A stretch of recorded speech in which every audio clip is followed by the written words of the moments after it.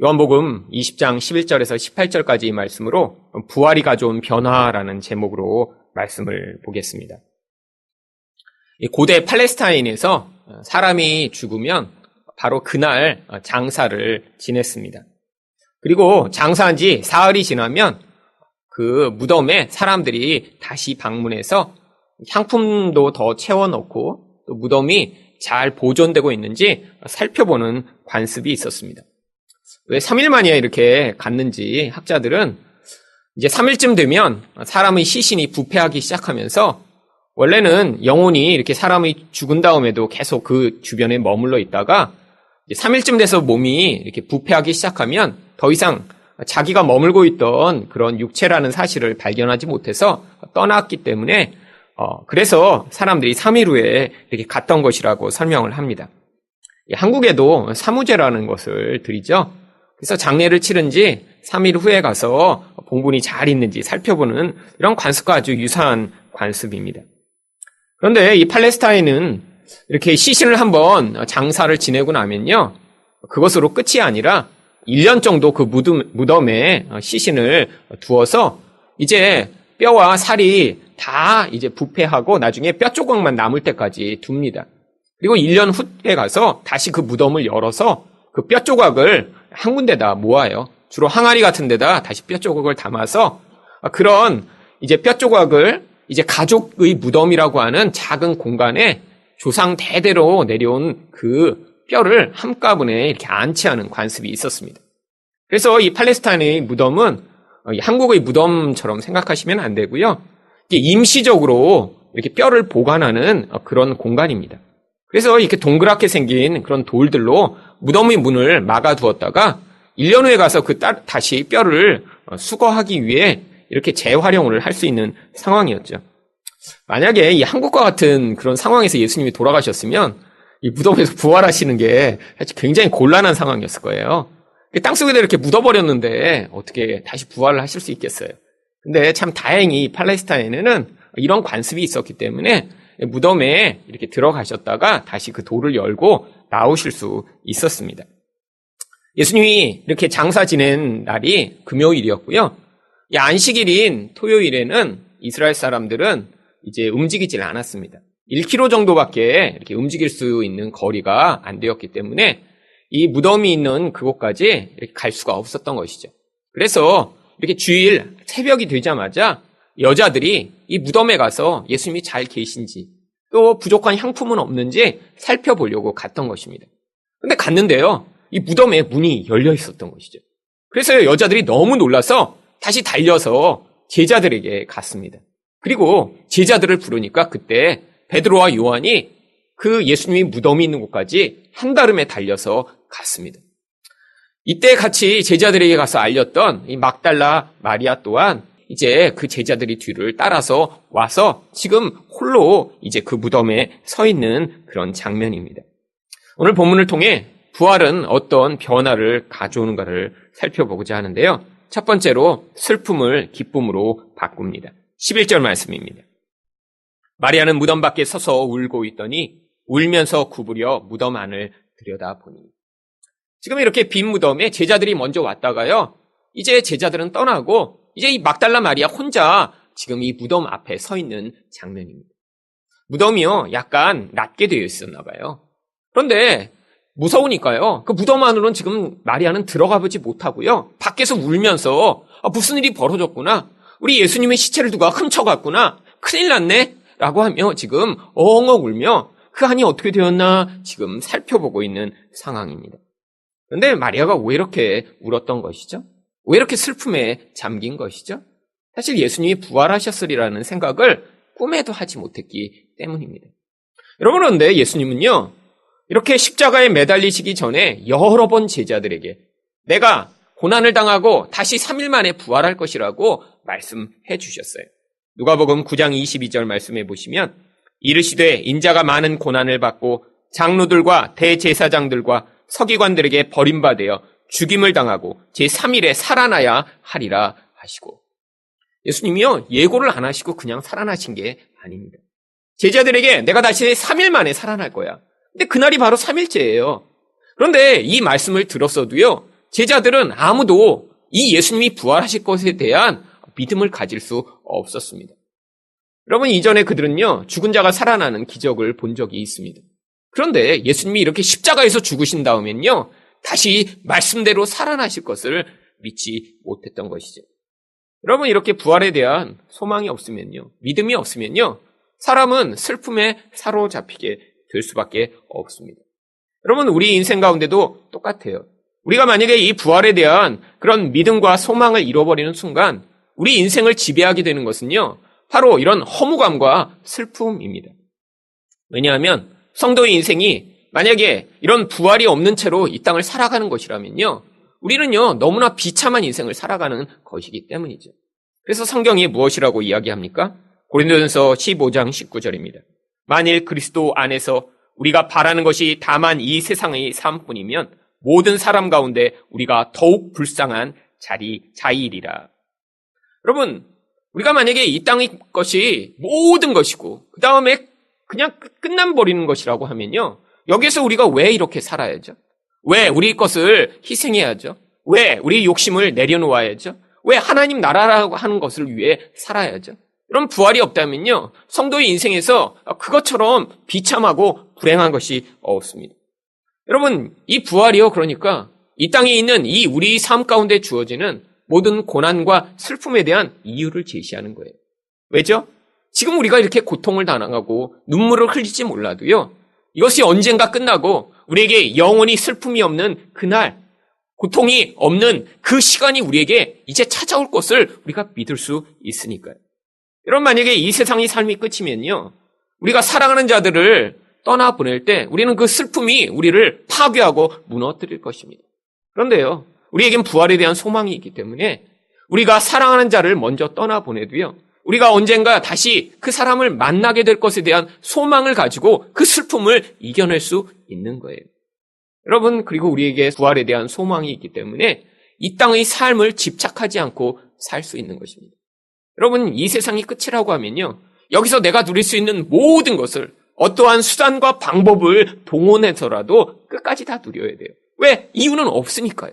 그런데 우리에게 이 부활에 대한 소망이요, 결국 이 땅의 삶을 이겨낼 수 있게 만드는 것입니다.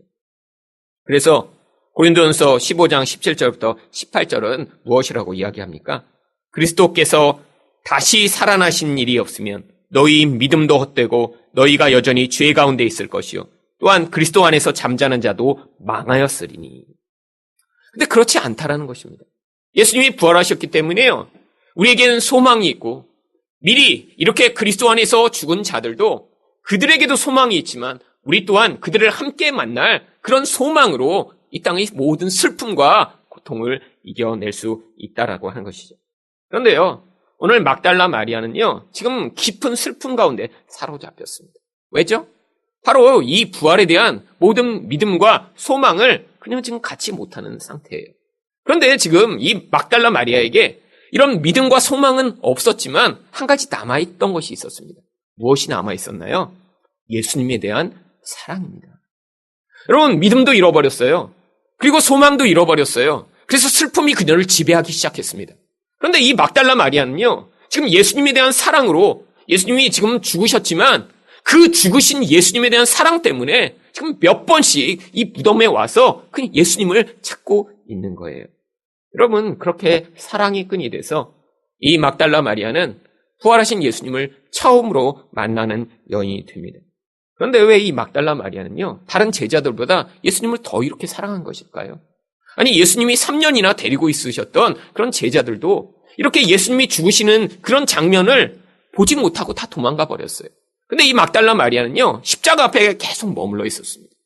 그리고요, 이 이른 새벽부터 예수님이 무덤에 오기 위해 몸부림쳤고요, 또 제자들에게 알린 다음에도 다른 사람들은 힘들어 오지 않는데 다시 달려와서 지금 그 무덤 앞에 서 있는 거예요. 바로 이 막달라 마리아에 대해서 마가복음 16장 9절은 이렇게 이야기합니다.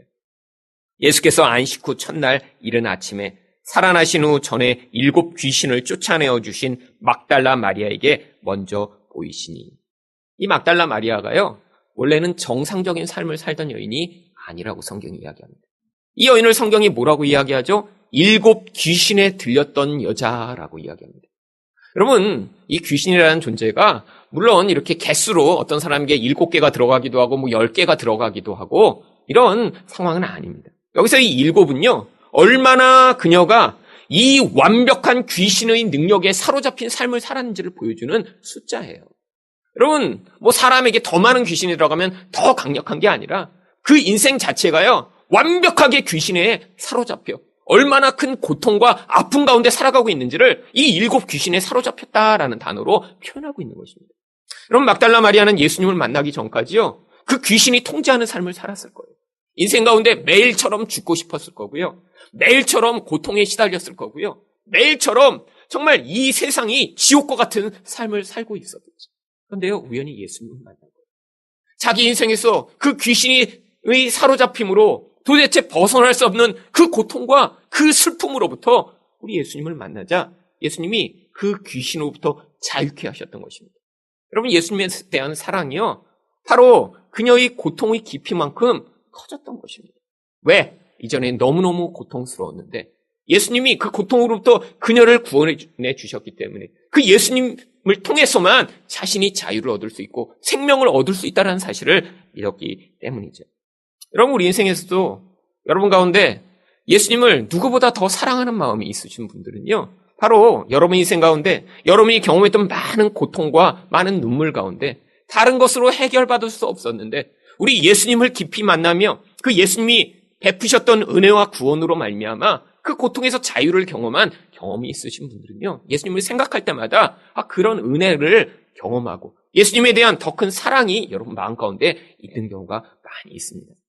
여러분, 하나님의 백성 가운데 그래서 하나님이요, 바로 이런 자기의 힘과 능력으로는 해결할 수 없는 상황 가운데 처하게 하시는 것이요, 그래서요, 어쩌면 우리 예수님에 대한 더 큰 사랑, 더 큰 애정, 더 큰 의존을 만들어내는 아주 중요한 계기가 되는 것입니다. 우리는요, 내 인생이요, 아무런 문제가 없기를 바라요. 내 인생에서 고통이 없기를 기도합니다. 근데 때로는 하나님이요, 우리 인생 가운데 이런 문제와 내 힘으로 해결할 수 없는 슬픔을 허락하시는 이유가요, 결국 그 과정에서 나는 해결할 수 없는데, 내 주변에 있는 사람들도 도와줄 수 없는데, 아니 내가 쌓아놓았던 나의 능력과 나의 힘으로도 벗어날 수 없었는데 우리 예수님이 그곳에서 나를 구원하셔서 나를 자유케 하시는 유일하신 분임을 경험케 하시기 위해 하나님이 때로는 우리 인생 가운데 그런 어둠과 그런 눈물의 과정들을 허락하시는 거예요.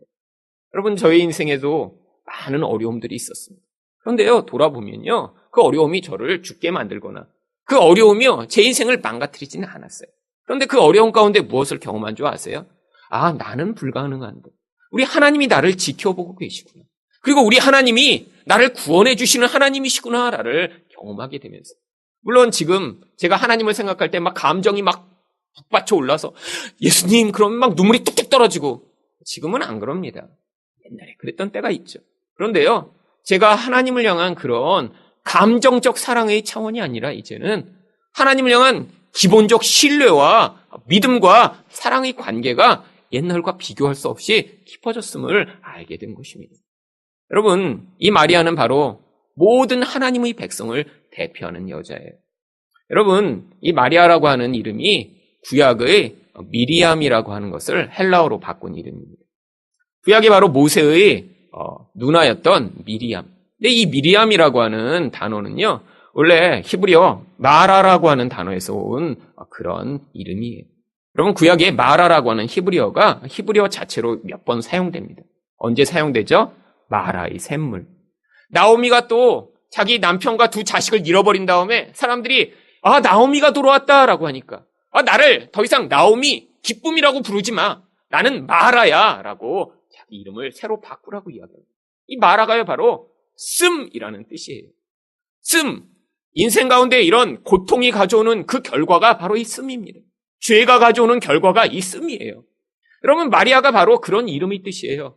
죄가 가져온 그 결과로 고통스럽게 살아가며 계속해서 단맛을 누리지 못하고 너무나 쓰디쓴 인생을 살아가는 그런 모습. 여러분, 그런데요, 바로 이 마리아가 예수 그리스도를 통해 구원을 받는 이 모습이 바로 우리 인생 가운데 찾아오는 그 구원의 모습인 것입니다. 여러분, 우리 인생 다 행복을 위해서 살아가는 거죠. 여러분, 인생 가운데 행복하기 원하지 않는 사람이 누가 있겠어요? 모두 다 더 많이 행복하고 싶고요, 더 즐겁고 싶은 거죠. 다른 이야기로 하면요, 인생의 단맛을 더 많이 누리고 싶은 것입니다. 여러분, 아이들은요, 그래서요, 단 것을 좋아합니다. 어른들은요, 단맛만이 아니라 내 인생에서 그 쾌락이라고 하는 것, 내 인생에서 더 즐거움을 줄 수 있는 것을 추구하는 인생을 살아가죠. 여러분, 그런데요, 인생의 아이러니가 무엇이죠? 단맛을 추구하면 추구할수록요, 우리 인생이 더 고통스러워진다는 것입니다. 여러분, 아이들이요, 이렇게 단맛만을 원해요. 여러분, 처음에 아이들은요, 늘 주스를 원합니다. 그래서, 단맛을 좋아하니까, 그래, 마음껏 먹어. 그래서요, 주스를 그냥 1리터짜리를 갖다 놓고, 빨대에 꽂아서 원하는 데마다 주스를 준다고 생각해 보세요. 그럼 그 아이가 어떻게 될까요? 나중에요, 건강하지 못한 아이가 되겠죠. 여러분, 여러분 인생이 매일 그런 단맛을 누리는 인생이에요. 오늘도 쾌락, 내일도 쾌락. 그런데요, 쾌락은요, 늘 한계에 도달합니다. 더 큰 쾌락을 요구해요. 더 깊은 쾌락을 요구해요. 더 자극적인 것을 요구해요. 여러분, 어제 먹었던 그 맛있는 게요, 오늘 다시 먹으면요, 맛이 없습니다. 여러분, 아무리 맛있는 걸요, 일주일 내내 먹는다고 생각해 보세요. 어제는요, 와, 이렇게 맛있는 게 있어? 근데 그 다음에는, 조금 맛이 약간 줄어들었네. 그 다음 되면요, 별로 맛이 없어요. 그게 인생이에요. 결국 단맛을 추구하면 추구할수록 우리 인생은요, 점점 지루해지고 더 쓴맛을 경험하게 되는 게 우리 인생입니다. 너무 단맛에만 길들여지면요, 이 쓴 것을 견뎌내지 못하는 게 우리 인생이에요.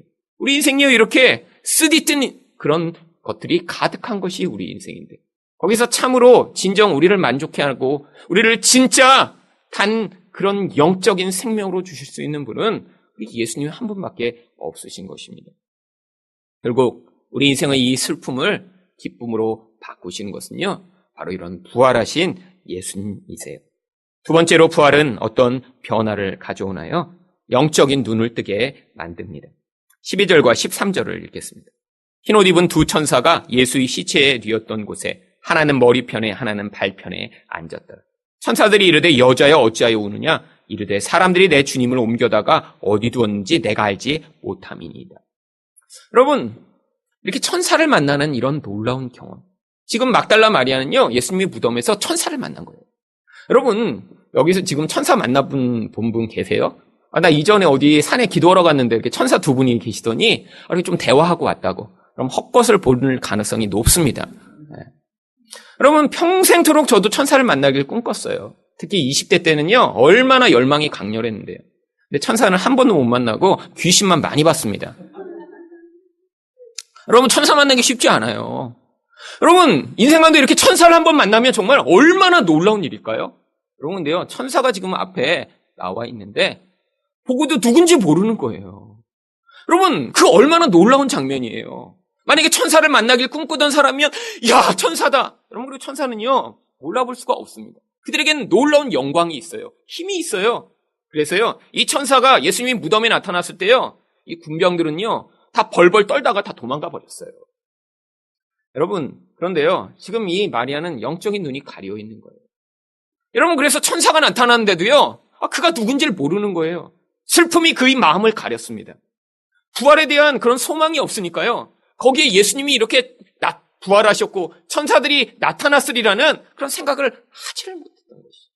여러분, 그런데 천사들만 몰랐던 것이 아니라 14절 말씀해 보시면 이 말을 하고 뒤로 돌이켜 예수께서 서 계신 것을 보았으나 예수이신 줄은 알지 못하더라. 여러분, 천사만 몰랐던 게 아니라요, 예수님을 봐도 예수님을 알아볼 수가 없었습니다. 이게 바로 우리의 모습이에요. 여러분, 이 땅에서 기적을 보면 우리 영적인 눈이 떠지는 것이 아닙니다. 여러분, 많은 사람들이 기적을 구합니다. 내가 병만 나면 내가 예수를 믿겠다. 이렇게 어려운 상황 가운데 하나님이 로또만 당선되게 해주시면 내가 평생 충성하겠다. 여러분, 로또가 아무리 10번이 당선이 돼도요, 영적인 눈이 어두워진 자는요, 절대 예수 그리스도를 만날 수가 없는 것입니다. 예수 그리스도를 만나는 일은요, 말씀의 역사이며 성령의 역사인 거예요. 영적인 일이에요. 그러니까 이 땅에서 눈으로 보이는 이런 기적적인 사건을 경험한다고 해서요, 눈이 떠지는 것이 아닙니다. 여러분, 예수를 못 알아보았을 뿐 아니라 어떻게 착각합니까? 15절입니다. 예수께서 이르시되 여자여 어찌하여 울며 누구를 찾느냐 하시니 마리아는 그가 동산지기인 줄 알고 이르되 주여 당신이 옮겼거든 어디 두었는지 내게 이르소서 그리하면 내가 가져가리이다. 예수님을 동산지기라고 착각합니다. 여러분, 여기에 왜 이 이야기를 기록해 놨을까요? 바로 과거에 있었던 어떤 동산에서 이렇게 눈이 가리워진 사건을 보여주기 위해서예요. 어떤 동산이 과거에 있었죠?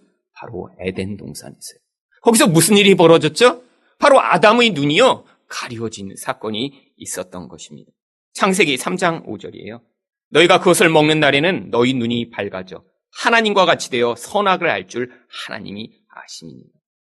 여러분, 원래 아담과 하와의 눈은요, 떠져 있던 사람들이에요. 어떤 눈이 떠져 있었어요? 영적인 눈이요. 그러니까 하나님과 교제할 수 있었습니다.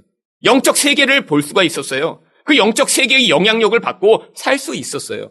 그런데 마귀가 와서 속인 거예요. 어떻게 해요? 이미 눈을 뜨고 있는 자들한테 네가 이 선악과를 먹기만 하면 너희 눈이 더 밝아진다고. 그러면 이 거짓말의 소가 선악과를 따먹습니다. 그랬더니요, 눈이 밝아진 게 아니에요. 어떤 눈이 밝아졌죠? 영적인 눈은 감기고요, 육신적인 눈이 떠져버린 것입니다. 여러분, 바로 이 과거의 이 에덴 동산의 사건 때문에 바로 모든 인류는요, 하나님을 볼 수도 없고 하나님을 만날 수도 없는 그런 영적 장님들이 되어버린 거예요. 예수님이 이렇게 나타나셨는데도요, 예수님을 향해 동산직인가 봐 라고 이야기하는 그런 무지한 인생들. 여러분, 이렇게 영적인 눈이 감기니까요, 그 다음에 당장에 벌어진 일이 무엇입니까? 창세기 3장 7절입니다. 이에 그들이 눈이 밝아져 자기들이 벗은 줄 알고 무화과 나무 잎을 엮고 치마로 삼았더라. 아니, 눈이 밝아지긴 밝아졌는데 어떤 눈이 밝아졌어요? 육신의 눈이 밝아진 거예요. 그러니까 뭐가 보입니까? 이전에도 벌거벗고 있었어요. 그런데 부끄럽지 않았어요. 왜? 그게 자연스러운 것이니까. 하나님이 그런 모습대로 만들어 주셨으니까. 그런데 갑자기 자기의 수치가 보이기 시작합니다. 그러면 이게 모든 인생들의 모습이에요. 영적인 눈이 가려집니다. 그러고 나면요, 그때부터 보이는 건요, 자기 수치예요. 그래서 인생을 어떻게 살아갑니까? 이 수치를 가리기 위한 인생을 몸부림치며 살아가는 거예요. 왜 이렇게 다른 사람이 여러분이 생각이 잘못됐다고 이야기하면 왜 화를 내고 받아들이지 못하죠? 내가 틀렸다는 것을 인정할 수 없으니까. 내가 틀렸으면 나는 부끄러운 존재가 되니까. 왜 이렇게 자꾸 높아지기 위해 애쓰시죠? 자기 수치를 가리기 위해서요. 왜 이렇게 멋진 것을 입고 남에게 자랑하고자 하시는 거죠? 자기 수치를요, 스스로 감당해낼 수 없으니까요. 여러분, 인생이요, 그래서 모두 다 이렇게 무화과 나무 잎으로 자기 수치를 가리는 인생을 몸부림치며 살아가고 있는 것입니다. 남이 뭔가 잘못했다고 이야기하면요, 그걸 받아들이지를 못해요. 왜? 나는 수치스러운 존재가 되기를 원하지 않으니까요. 늘 자랑스러운 존재가 되고 싶어요. 그런데 여러분 스스로 여러분을 자세히 한번 들여다보세요. 얼마나 흠이 많은 존재죠? 여러분이 진짜 모습을 누가 알게 되면요, 어떤 일이 벌어질까요? 여러분이 집에서 벌이는 그런 대화를 누군가 듣게 되면 여러분을 여전히 다른 사람이 와, 굉장히 인자한 그런 권사님이시네라고 생각할까요? 저 집에 저렇게 소리 지르는 저분이 우리 권사님 맞으셔? 라고 생각하지는 않을까요? 여러분이 여러분 자녀에게 대하는 그 모습을 모두가 알게 되면 여러분 모두가 여러분을 지금의 그 모습으로 바라볼까요? 아니면 다른 모습으로 바라볼까요? 여러분이 직장에서 반응하는 그 모습을 누군가 보게 되었을 때 여러분은 여전히 거기서도 떳떳하실 수 있나요? 아니, 여러분이 혼자 있을 때 여러분이 행하는 그런 생각과 행동을 누군가 알게 되면 여러분 거기서도 여러분은 자랑스러우실 수 있나요? 여러분, 우리가요, 이렇게 혼자 있을 때, 가족과 있을 때 남들이 잘 알지 못하는 그런 상황에서는요, 우리 부끄러운 모습을 드러내고 삽니다. 그러니까 우리가 곤란한 거예요. 남이 나의 약점을 알게 될까 봐 늘 힘든 거예요. 부끄러운 거예요. 그 수치를 가리기 위해 그래서 조금 더 예뻐 보이고 조금 더 멋진 사람이 되고 남이 갖지 못한 그런 힘을 갖기 위해 몸부림치는 인생이 되는 것입니다. 그리고요, 자기 진짜 모습이 아닌 자꾸 가식적인 모습을 사람들에게 보여주기 원합니다. 진짜는요, 맨날 화내고 싸우는 사람이에요. 그런데 그런 사람이요, 이렇게 대화해보면요, 굉장히 이렇게 느긋한 척 얘기하는 경우가 굉장히 많아요. 그래갖고요, 평소에는 막 화내다가 이렇게 남이 잘 모르는 데 가면, 네.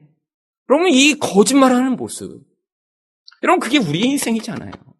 여러분, 자기 수치를 가리기 위해 거짓말을 해대고, 과장하고, 속이고. 여러분, 그런데요, 모든 사람을 모든 순간에 계속해서 속일 수가 없습니다. 언젠간 드러나게 돼 있어요. 여러분의 모습이요, 여기 지난 2년 동안 잘 숨겨오셨습니다. 근데요, 여러분 다 알아챘어요, 그동안. 여러분 2년쯤 다니신 분들이요, 그동안 잘 그분이 온유하신 척, 또 굉장히 성숙하신 척 흉내를 내셨는데요. 서로서로 다 알게 됐어요. 여러분, 어쩔 수 없습니다, 우리 인생은요. 여러분, 이 수치를 가리기 위해 살아가는 이 인생의 모습이요, 바로 이 아담으로부터 말미암는 죄라는 거예요. 여러분, 또한 우리에게 무슨 일이 벌어졌죠? 영적인 눈이 감기면서요, 육신적인 것으로 세상을 바라보게 된 거예요. 그 결과로요, 요한일서 2장 15절과 16절에 이 세상이나 세상에 있는 것들을 사랑하지 말라. 이는 세상에 있는 모든 것이 육신의 정욕과 안목의 정욕과 이생의 자랑이니 다 아버지께로부터 온 것이 아니요 세상으로부터 온 것이라. 여러분, 영적인 눈이 감기니까요, 세상을 사랑하게 된 거예요. 근데 이 세상에 있는 모든 것이 다 무엇이라고요? 육신의 정욕이요, 나의 쾌락을 만족시키는 삶을 위한 그런 도구요, 안목의 정욕이요, 눈으로 볼 때 좋아 보이는 거요, 그리고 이생의 자랑이요. 결국은 이 땅에서 나의 수치를 가리기 위해 내가 얼마나 멋진 존재인가를 과장하는 그런 삶이요. 여러분, 이게 바로 이렇게 죄로 말미암아 영적인 어두움 가운데 처한 모든 인생의 모습이라는 것입니다. 여러분, 그런데 이런 죄 가운데 영적 시각을 잃어버린 자들을 바로 이 부활하신 예수님이 일깨워 주시는 장면이 바로 이곳 말고도 또 다른 곳에 나옵니다. 바로 엠마오로 가는 두 제자를 예수님이 만나세요. 예수님을 만났는데요, 이 두 제자도 예수님인지 알아보지를 못해요. 그랬더니 예수님이 무슨 일을 하십니까? 누가복음 24장 25절부터 27절입니다.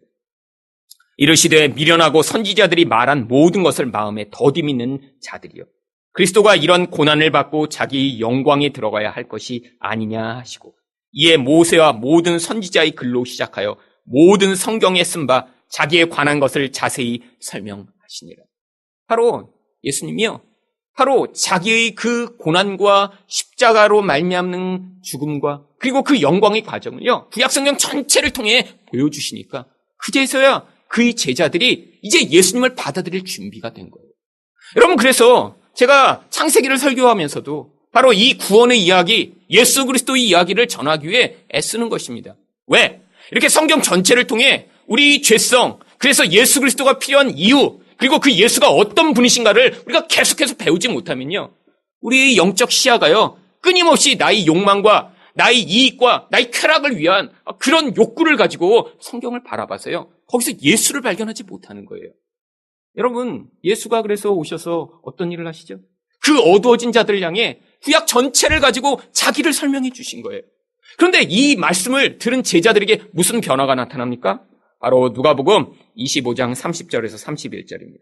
그들과 함께 음식 잡수실 때 떡을 가지사 축사하시고 떼어 그들에게 주시니 그들이 눈이 밝아져 그인 줄 알아보더니.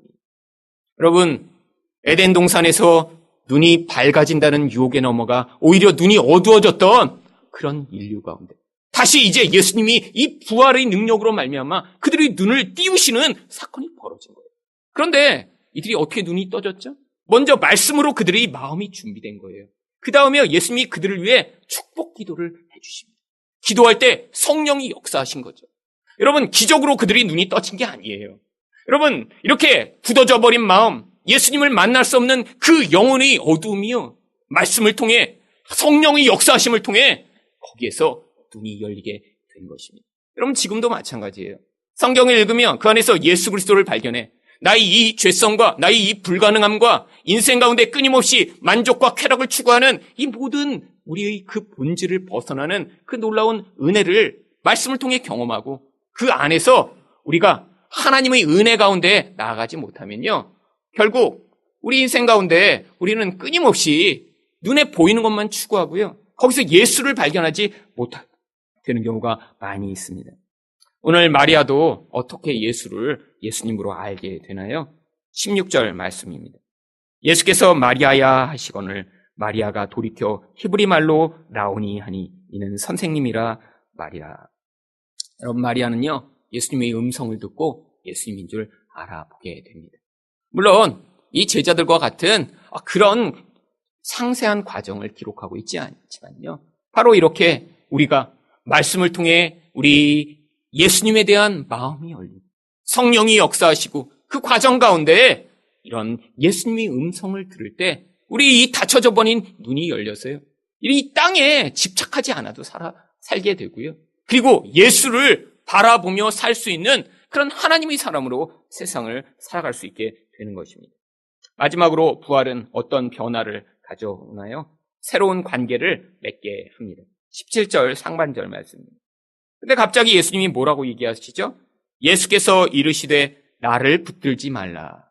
예수님이 갑자기 붙들지 말라고 하세요. 아마 이 마리아가요, 예수님이란 걸 알자마자 달려가서 예수님을 붙들려고 했던 것 같아요. 근데 왜 예수님이 붙들지 말라고 하시죠? 여러분, 다른 여자들도요, 예수님을 만납니다. 그런데 다른 여자들은 예수님을 붙들었어요. 마태복음 28장 9절이에요. 예수께서 그들을 만나 이르시되 평안하냐 하시거늘. 이거 지금 부활하신 다음에 예수님이 만나신 거거든요. 그랬더니 여자들이 어떡합니까? 여자들이 나아가 그 발을 붙잡고 경배하니. 여러분, 왜 하필이면 발을 붙잡았을까요? 여러분, 그 부활하신 예수님을요, 함부로 이렇게 아무데나 잡을 수 없었으니까요. 그래서 이 겸손한 모습으로 예수님이 발을 붙잡은 것입니다. 이런 발을 붙잡고 경배했는데, 왜 예수님이 이 마리아에게만 이렇게 나를 붙잡지 말라라고 하신 것이죠? 그러면 여기서 이 붙잡다라는 건요, 단순히 만지지 말라라고 하신 것이 아닙니다. 그래서요, 영어 번역들은요, do not hold on to me, 나에게 매달리지 마라고 번역을 하죠. 여러분, 이 마리아는요, 지금 이 예수님이 자신을 떠나갈까봐 그 예수님을 꼭 붙잡고 놓지 않기를 원했던 거예요. 왜? 이 마리아는요, 이 예수님이 이렇게 하나님의 아들이며 다시 하늘에 올라가실 것에 대한 이런 시각을 지금 갖지 못했어요. 그러니까 죽었다 살아나셨는데 그 예수님이 떠나버리면 어떻게 되는 거예요? 지금 다시 불안한 거예요. 다시 슬픔이 찾아올까봐 걱정이 된 거예요. 그래서 육신적으로 예수님을 붙잡고 놓지 않으려고 한 것이죠. 여러분, 근데 예수님이요, 붙잡지 말라고 하세요. 왜? 예수님은요, 이제 우리들과 새로운 관계를 맺으시는 분이시기 때문입니다. 이전까지는 마리아와 육체와 육체로 만나셨어요. 그가 말씀하시면 마리아가 들을 수 있었어요. 예수님이 행하시는 것을 마리아가 눈으로 볼 수 있었어요. 그런데 예수님이 뭐라고 하세요? 17절 하반절입니다. 내가 아직 아버지께로 올라가지 아니하였노라. 곧 이제 아버지께로 올라가게 된다는 거예요. 그러니까 이젠 예수님이 하늘에 계셔서 우리와 새로운 관계로 관계를 맺으실 그런 상황이 됐다는 거예요. 어떤 관계를 맺으시는 거죠? 이제는 영적 관계를 맺으시는 거예요. 여러분, 여기서 어떤 분도요, 아무리 열망한다고 해서 예수님을 이렇게 직접 만나게 되는 경우는 없습니다. 왜 하나님이요, 우리를 이렇게 고아처럼 내버려 두시는 거죠? 여러분, 고아처럼 내버려 두시지 않기 위해 바로 그 예수의 영을 우리에게 주신다고 약속해 주신 것입니다. 이제 예수님이요, 우리를 영으로 만나시는 거예요. 여러분, 우리가 눈으로 예수님을 만나고 알지 못해도요, 우리 영혼 가운데 예수의 영이 오셔서 우리를 하나님 말씀을 듣게 하시고 성령이 이끄시는 그 인도하심으로 따라가게 만드시며 우리 영혼 가운데 그 생명을 얻는 길을 가르쳐주고 계신 것이죠. 그래서요, 고린도후서 5장 16절에 바울은 이렇게 이야기합니다.